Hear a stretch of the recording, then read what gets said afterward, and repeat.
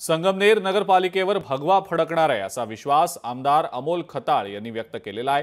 नगरपालिकेमध्ये महायुतीची सत्ता आल्यानंतर संगमनेर शहराचा विकास अत्यंत वेगाने होईल, विकासाचा वेग दुप्पट होईल असा विश्वास आमदार अमोल खताळ यांनी व्यक्त केला आहे। संगमनेर नगरपालिकेच्या वतीने पंचायत समितीजवळच्या गुंजाळ नगर परिसरामध्ये ट्रक टर्मिनस उभारण्यात येत आहे आणि या टर्मिनलच्या कामाची पाहणी यावेळेला आमदार खताळ यांनी केली।